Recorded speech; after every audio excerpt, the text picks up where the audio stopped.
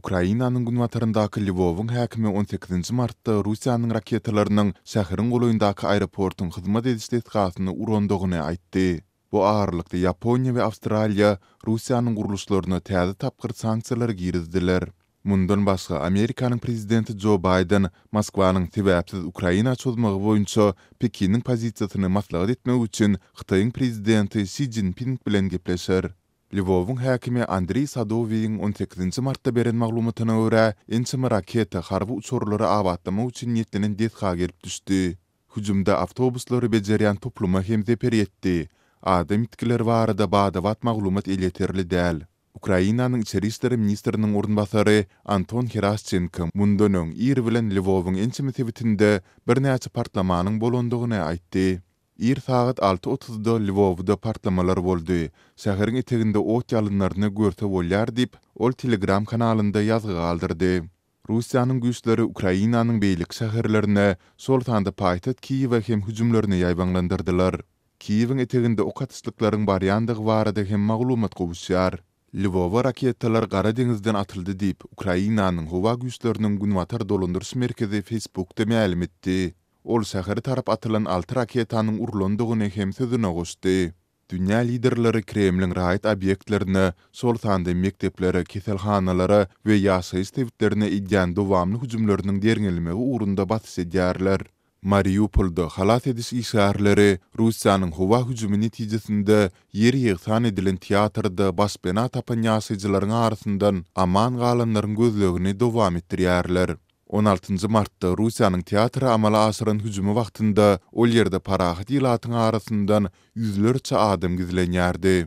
Hüjümden bäri bir günüň geçmegi bilen harabalyklaryň arasyndan aman çykan adamlar şeýle-de hüjümde helak bolanlar barada maglumat ýok. 18 martda Yaponiýa we Awstraliýa Russiýanyň Ukraina hüjümine jogap edip, Rus şahsiýetlerine we guramalaryna garşy aýratynlykda sanksiýalar girizdiler.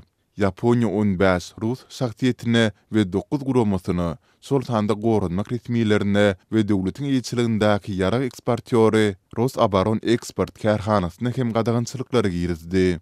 Serişdileriň hem dondurulmagyny gözüňde tutýan bu sanksiýalar Yaponiýanyň Russiýanyň Ukraina garşy hüjümine jogap edip girizen soňky tapgyr gadagynçylyklary boldy. Yaponiýanyň Mali ministrliginiň maglumatyna görä, ýurt häzir çelini 72 şahsiýete, 7 banka we Russiýadaky beýleki 10 gurama garşy sanksiýalar girizdi. Awstraliýa Magdan senaty bilen iltisikli 2 Rus milliarderini, ýagny Alek Deripaska we Viktor Vekselberg'e garşy hem sanksiýalar girizdi. Daşary işleri ministri Maris Payne Awstraliýanyň halkara hyzmatdaşlary bilen birlikde Rus prezidenti Vladimir Putiniň töweregindäki oligarklara garşy gadagynçylyklary artdyrmak ugrunda tagalla edýändigini ma'lum etdi. Payne'ň sözlerine görä, mundan öň Awstraliýa 41 oligarka we olaryň ýakyn garandaşlaryna mali we tiýahat gadagynçylyklaryny gözüňde tutýan sanksiýalar girizipdir.